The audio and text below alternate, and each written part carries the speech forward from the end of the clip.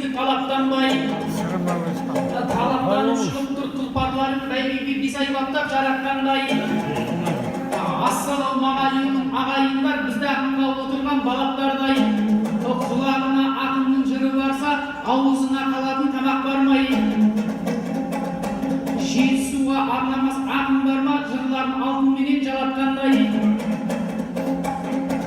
Көңілмен көрген жанды мас қыласын, шығыста шақтар ішкен шараптардай. Батыр баба тойына келген кезде көсіліп бір шабайын қарап қалмай. Сіздер де қимыл салып отырыңдар, бабаларын жау болып баратқандай.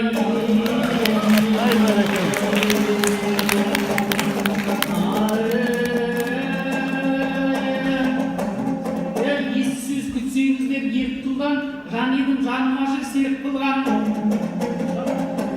Рухани жаңғырудың талды борған әуелден қонақ жайсың, керегесі айтыспен кеңіп тұрған. Рухани жаңғырудың аясында елбасының соңына еріп тұрған. Бәйгеге кілем жүйрік жиналыпты, төрт тұяғы жер тарпып теуіп тұрған.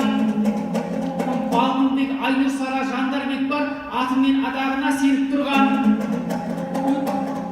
Төрт жүлде төртеуінен ауыспайдау, айтысқа шықпай жатып жеңіп тұрған. Сонда да бұл талғатты қарсы алыңдар, еңкейіп есігінен еріп тұрған. Алтайлық жолды тастап Жетісуға Ақжайықтың сәлемін беріп тұрған. Ынталардың сыйлығын алу үшін рухани дайындалып келіп тұрған.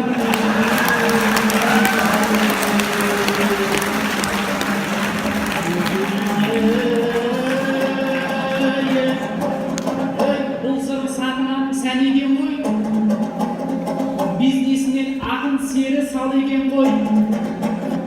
Дәл осы сахнада 2 жыл бұрын елдің бәрін шулатқан нар екен ғой. Қоян асырап сатам деп мақтаныпсың, онына жұрттар әлі таң екен ғой. Ал одан байып кетем деп ойлаған, дәмеңіз денеңізден дәу екен ғой. Бұның естіп бәріміз деп ойладық, балалығы қалмаған жан екен ғой. Әй-шай жоқ, іле-шала әйел алдың, отау құру өмірдің заң екен ғой. Отбасы жайында бұл не біледі деп күлдік, ақыл есі шал екен ғой. Осыдан 3 ай бұрын ұлды болды, қол соғып құттықтайтын шақ екен ғой. Бір жыл өтпей жатып ақ әке атанған, мынауын ылдым-жылдым бәл екен ғой.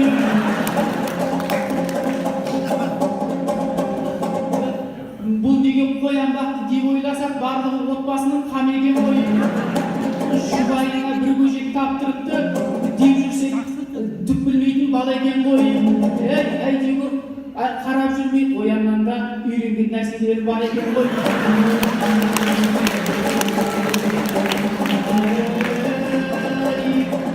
Шаттыққа тосын теңіз шаңырағы, сырымды суреттесек нағылады.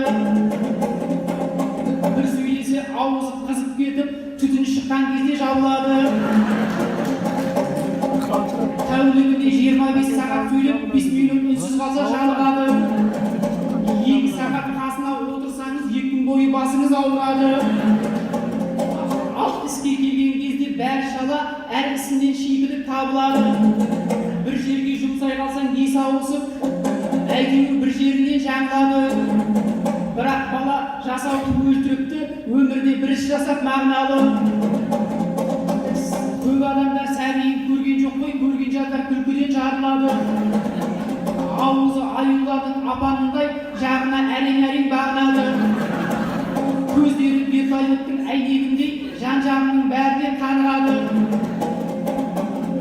Тунелге ұқсап кеткен танаулары ішіне жүргізбеген жарық әлі.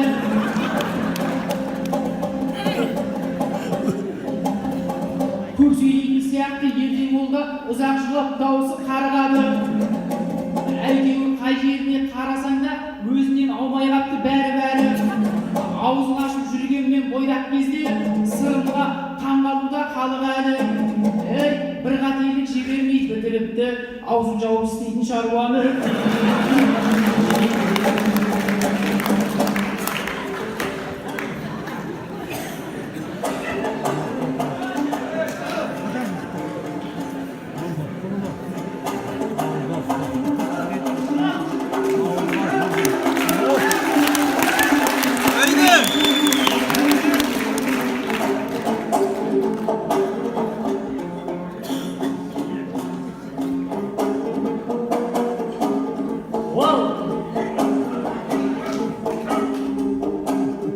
Талғаттың қап қоймайын табасында, бересімде жоқ сенде аласында.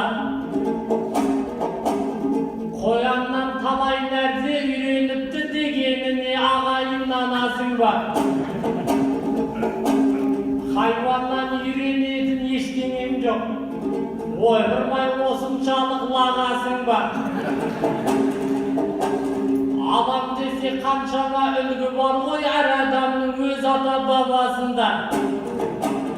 Бірақ та сенің ойың бір түрлі екен, басын қақпай қалама арасында. Қояндардан үлгі алу керек деген Талғаттың не бар екен санасында. Сонда сен әйеліңмен жатар кезде қояндарға бір қарап аласың.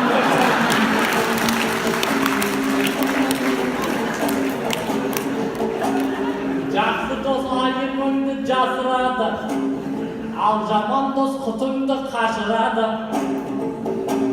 Аузын жауып шаруаны бітірді деп, бұл Талғат неге сонша тасынады? Жай кезде ауызымды ашып жүрем, әйтпесе әйел деген басынады. Менің аузым жабыла бастағанда, әйелімнің аузы ашылады.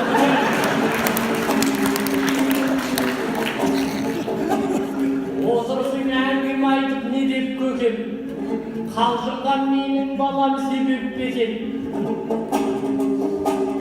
Меніңше таңғалатын ештеңе жоқ, өзіме ұқсап туса бөбек-бөпем.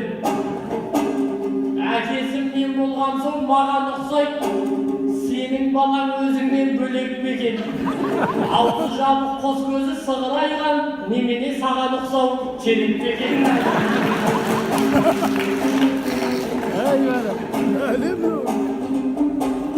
Ақылды қанымдағы төлі жатым, бойымда арыным бар тау бұзатым. Армысың Ескелдінің ұрпақтары, қонаққа сойып берер жалғыз атын. Кіл мықтылар қатысты бұл айтысқа, ішінде біреуі жоқ сән бұзатын. Бірақ соның ішінде айтайын ба ағайын өздеріңе жанды жақын. Жеті сұлық Балғынбек Жандарбектер, ақындар Астанадан алғызатын. Жұматай Қостанай деп шығарғанмен, ол жақтан көшіп кеткен бар құжатым. Жақында Ұзынағашқа көшіп келдім, сол жаққа тірелген соң арғызатым. Жетісуға сырдан келген жалайырдай, бұл сырымда сіздерге болды жақын. Ендеше бүгін мені қолдаңыздар, кез келді қиқу салып қаңғызатын. Желбіретіп туыңды көтеретіп, Жетісудан шығып тұр жаныңыз ағып.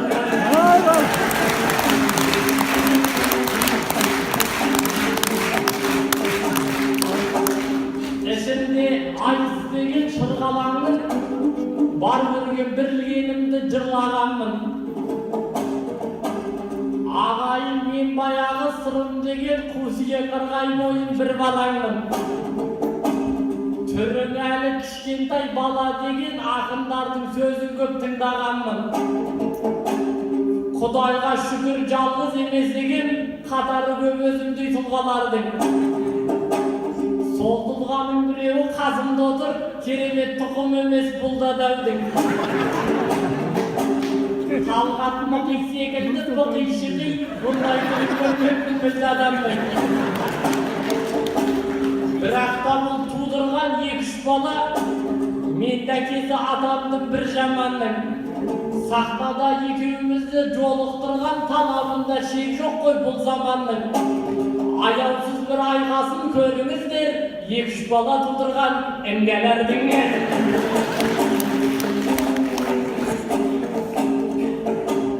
Талғат мұқи дейтұғын міне көкем, көкемді тілмен сойып іреп өтем. Бұл шибұттың осқылын көрген кезде іші ауырған адамда күледі екен. Көзі тұздай, ал өзі қыздай болған, бұны рең десе рең екен. Тісі қығыр секілді өзіңді аяқтадың, денеңнің қай жеріне тірек екен. Жұрт маған күлуші еді, бірақ сенің қасыңда әжептәуір шірек екен. Микки Маус дейтұғын бір мультикті балалар жақсы көріп жүреді екен. Қос құлағы қалқиған сол тышқанға бұл Талғат ұқсайтынын білем екен. Мықи Талғат дегенім кім деп жүрсем, Микки Маус секілді білем екен.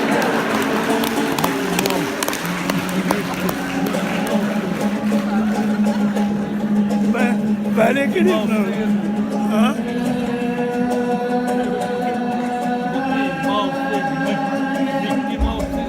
Кезегімді алғасын қайтып беріп, орта жолдан отпайын тайқып беріп. Микки Маус деп айтып мәз болады, жатқандай көңілімді байытып беріп. Шынында балалығы қалмаған ғой, үйленіп алған екен қайтып неғып. Әйелінің көңілін көтереді-ау, мультфильмнің мазмұнын айтып беріп.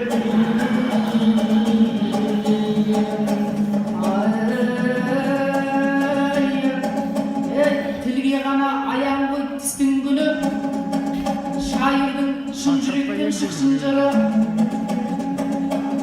Тақырыпты айтайын тышқан демес, ойынның аңғарлық ұшқырлығы. Самғанынан түскен жоқ үш ғасырдай, заманының сайраған құс бұлбұлы. Екінің бір емес қой ескелді би, Төле биден баталған үштің бірі. Соның бірі даңқты хан Абылай, халқым деп ілгерілеген істірлігі. Енді бірі өтеген батырым ғой, жұртқаңыз найзасының үшкірлігі.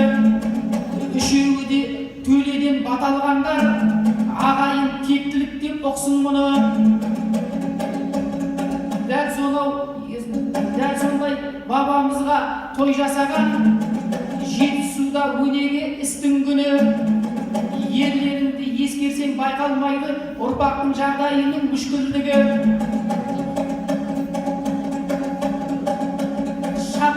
Шапқан үйе шайқалмас дауылда да, ұстаның мықты болса ұстыңдығы. Ұлыларды ұлықтай алған болса, ұлтыңның сол емес пе күш бірлігі. Бабамды айту бізге заң сияқты, қандай теңеу айтсақ та тән сияқты. Ел ескелді, атамның аты өшкен жоқ, өмір мазмұн толы мән сияқты. Аңыра қайда шайқасқан атамыздай, ерлерге ерлік қана тән сияқты. Тұрлымбек Тәттібаймен дизе қосқан тұлғасы бабамыздың тау сияқты. Қырғызда құлжандармен қуып шығып, қалмақты аңыратты аң сияқты. Өзі би, өзі шешен ескелді бей, ескелдінің есті сөзі ұлтымның ар сияқты. Халықтың қамын жеді қай кезде де, қатепті қалың сауын нар сияқты. Сол бабасын елі де ұмытқан жоқ, төбесіне көтерді хан сияқты. Атасының атына аудан берген, жұртшылыққа жаратқан жар сияқты. Ескерткіші еңсесін тіктеп тұрған, есімі ұмытылмайтын жан сияқты. Әйтпесе қаншадан жүр пайдасы жоқ, шегірткелер жекпеткен дән сияқты. Қарабастың қамын жеп жүр талайлар, тауықтарға шашылған тар сияқты. Дәл солардай ұсақтық танытпаған бабамсыз кең дүние тар сияқты. Біреу тірі жүрсе де жоқ сияқты, біреу өліп қалса да бар сияқты.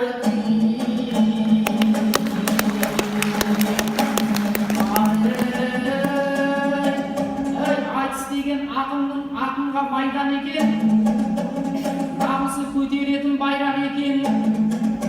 Ал енді оң жағыма бұрылайын, жұлымыз басқа не деп сайрар екен. Сауда-саттық жасауға соңғы кезде әлеуметтік желілер пайдалы екен. Пайдасын біліп алған қарсыласын ойда оңай жолды тапқанға қайран екен. Ойда жоқта саудагер болып кетті, сататыны қымыран айран екен. Жаңарқаның қымызын алыңдар деп жарнамасын жан-жаққа жайған екен. Себебі бұл сырымның қайын жұрты мыңғырған жылқысы көп байлар екен. Мықты жерден қыз алам деп қоймаушы еді, бұл ол кезде тулаған бойдақ екен. Қайын жұрты шынында мықты болып тұр, бұл байқұсты союдай сойған екен. Күйеуді шаруаға салып қойып, әбден жұмсап төбесін ойған екен. Қыздарын да бақтырып қойған екен, қымызын да саттырып қойған екен. Қайнатасы ысқырса жетіп барады, бұл бұрынғы екпінін жойған екен. Тағы да ысқырықтың даусы шықса, жаңарқаға көшетін ой бар екен.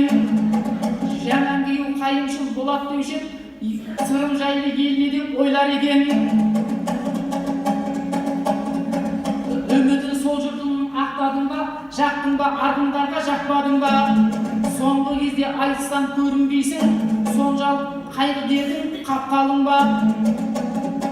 Жұрттың жатын сатам деп әуре болмай, өзіңнің қояныңды сатпадың ба?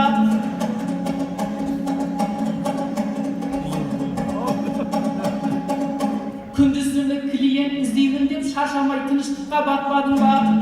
Жалайырдың қызын алып, жайбарақат жандар бір ағам қысап жатпадың ба? Алаңсыз айтысыңа барып келіп, шаңдатып аламанда шаппадың ба? Қайын жұрттың көңілін таба бермей, қалың жұрттың көңілін таппадың ба?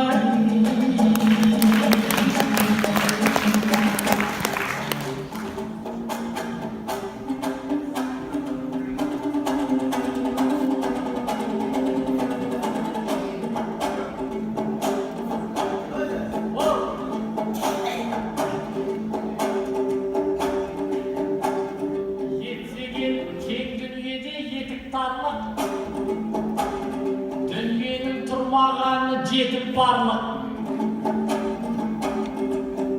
жалайырдан қыз ал деп қызықтырма.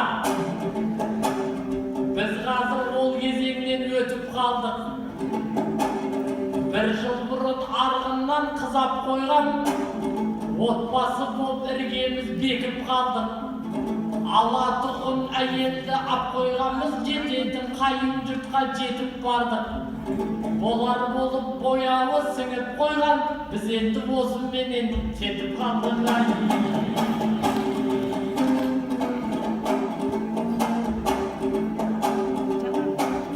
Ойғырмай осындағы ең баймын ба? Мен сатқан қымыз үшін сен қайғырма.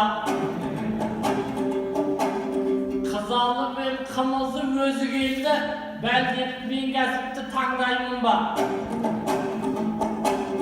Саттырып жатқан маған түгі де жоқ, тегін келсе қолданып қалмаймын ба? Қалың малға қаншама шығындандым, енді мен де салмақты салмаймын ба? Қызға кеткен ақшаның барлығын да қымызынан шығарып алмаймын ба?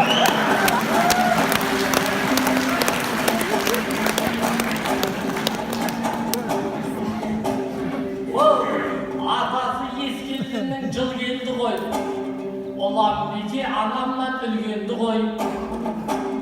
Ендеше біз соларды жырлайықшы, Алла бізге сол үшін жыр берді ғой. Ескінің көзі болған ескелдіні ескеретін, дәл бүгін ескеретін күн келді ғой. Жетісу әлемге әйгі аймақ бопты, қазақтың бетіндегі қаймақ бопты.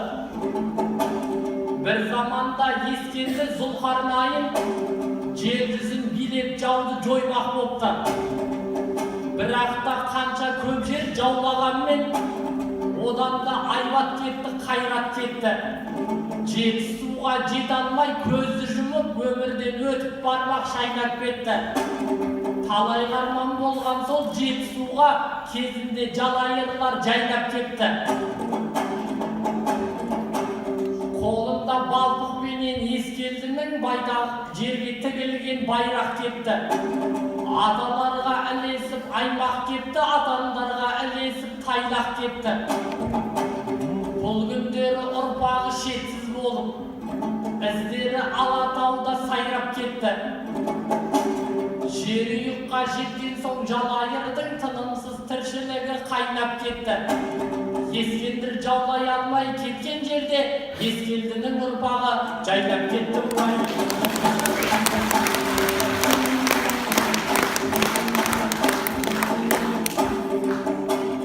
Айтыссақ сен екеуміз арбасамыз, жатыссақ кеш тоздырып таңдасамыз. Сен менің кәсібіме тиіспес едің, өзіңіз арам тамақ болмасаңыз.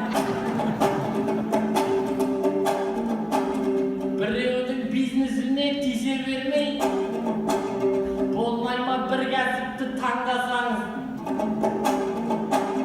Әй бірақ сен бизнеспен бола алмассың, тым құрыса жасайтын саудасың. Мен бірақ бір вариант тауып қойдым. Мақұлдап сол шаруаны сәл жасаңыз. Кальцода жастар паркі ашылыпты. Көзің тояр, ішін көп аралас шарласаңыз. Сіздің қолдан келетін бір кәсіп жоқ. Өзің бір сөзімізге нанбасаңыз. Мінгізіп жас балаларды қыдыратын, жастар паркке пони боп бармасаңыз.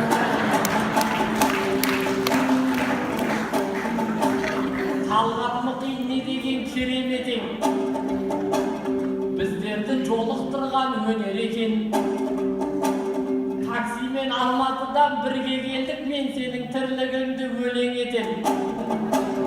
Ағайын мына Талғат шидей болып, ұйқысы батырлардай терең екен. Денесі қылдырықтай болса дағы, ұйқыды перуде яқ береді екен.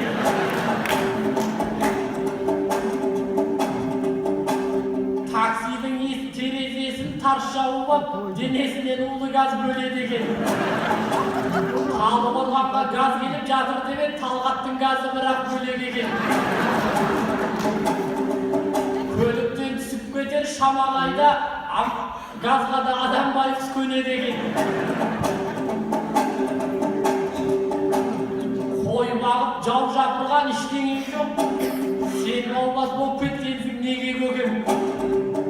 Мен бизнесмен бол деп қоям, ұйықтағаннан қолыңнан басқа шаруа келем екен. Онда мен басқа жұмыс ұсынайын, ауластық қабілетіңді елеп өтем. Күндіз-түні тоқтамай ұйықтайтын, депутат қыла салу керек екен.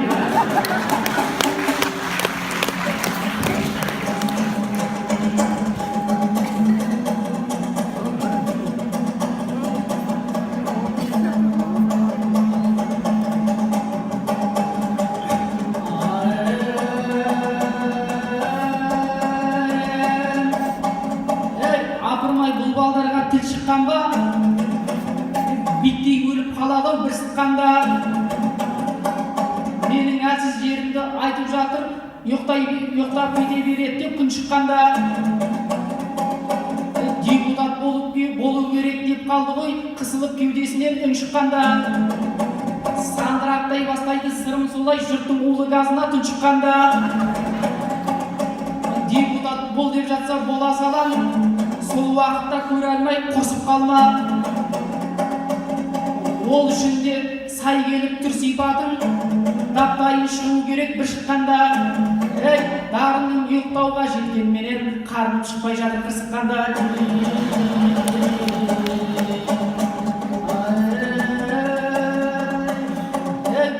Мен өзі болғанменен тәртіпті адам, барынша жан-жағымды қарпып қалам. Депутат болам деген әзілім ғой, ондайдан тізгінімді тартып қалам. Жалаң аяқ қаңғып жүр қанша қазақ, пәтер іздеп сығалап әр тұтқадан. Айлығын жеткізе алмай шайлығына, жемейтін жандар қанша жатып тағам. Соларды көзімменен көріп келем, сондықтан жылтыраған көлікпенен жүруім неге керек шалқып маған. Одан да ақын болып жүрейінмен ақиқатты айтуға артықпаған. Елдің сөзін сөйлеумен өттемес пе, ескерді қабан жырау балпық бабам. Ең болмаса соларға елік десек, ел біздің сөзімізді дәл құптаған. айтақын тепкісінен аман қалған. Айтыстың сықырлаған отырғышы кожаный креслодан артық маған.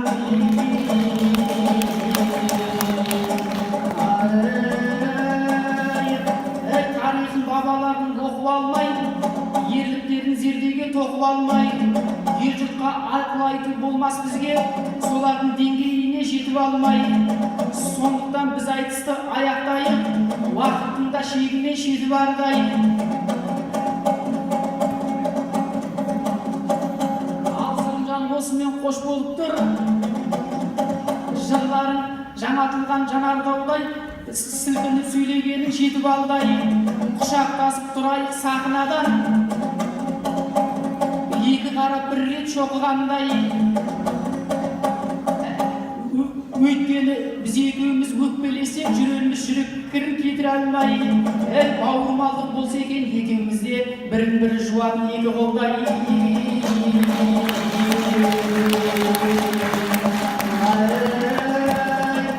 Тереземіз талаймен тең секілді, және де керегеміз кең секілді. Бағымен бағын қатар жана берсін, ақ тілек арнағаным жөн секілді. Жанұялық ғұмырын жайған сеген, жетісуда тұратын ел секілді. 3 айлық балам өсіп кетсін деймін, тек қана алар орны 4 секілді.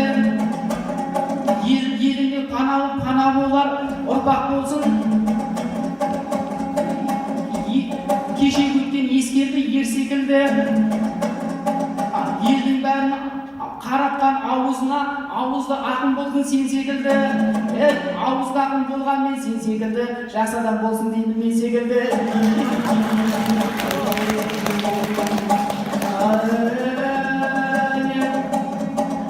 Сырымжан кезегің бар әлі сенің, өзіңнен күтіп отыр шабыс елім. Шапаныммен шығып отсын, киімімді алыстан танушы едім. Жұғысты болсын саған бұл шапаным, бойыңа жарасып тұр бәрі сенің. Өйткені бұл шапанды киіп алып, талай-талай айтысқа барушы едім. Талай-талай айтысқа барушы едім, барған сайын жеңіліп қалушы едім.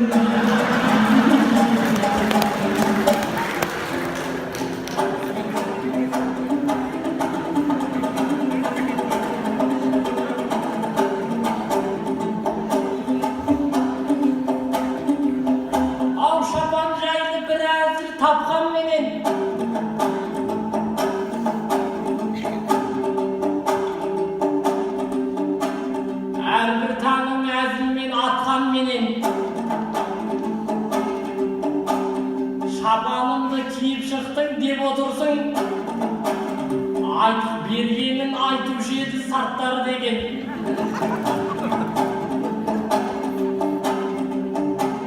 Мәселе шапанды емес адамда ғой, кей тұлпар бәйге ала алмас шапқанменен. Арғымақтың шаңына ілеспейді, есекке алтын жабу жапқанменен.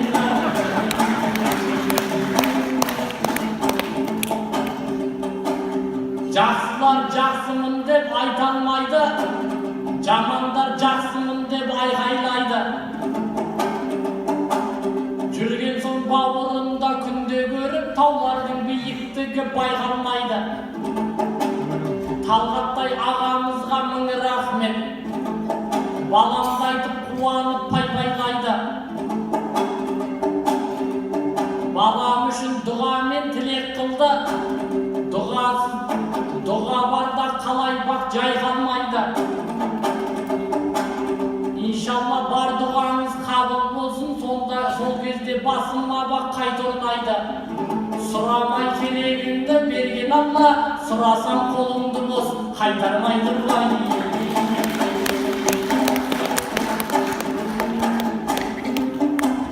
Ал ылғалы басқақтаған шоқтығынан, есімнің ескелдінің етті құран.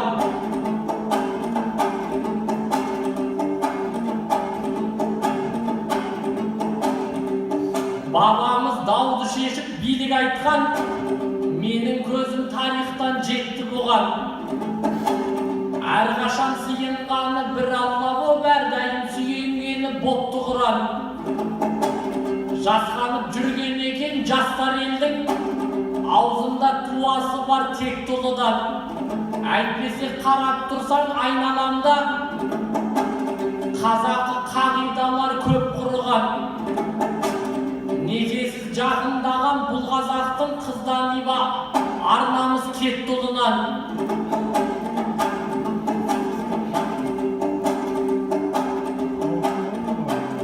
Еркек емес секілді еркектер көп майысып айтып жүрген топ құрып ән. Соларға еліктеген кім болсаң да садаға кет қазақтың көк туынан. Иманның осыншалық азғандығы нәпсінің шамадан тыс тоқтығынан. Есі кеткен жастардың көп болғаны ескелдідей қарттардың жоқтығынан.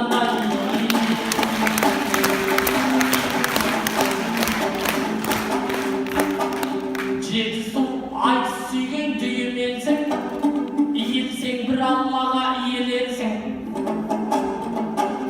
Талай-талай тектілер өрбіп шыққан ақындар ауылыңа жиі келсін. Балқық пен ескелдіні ел біледі, даламыздың данышпан бие дерсің.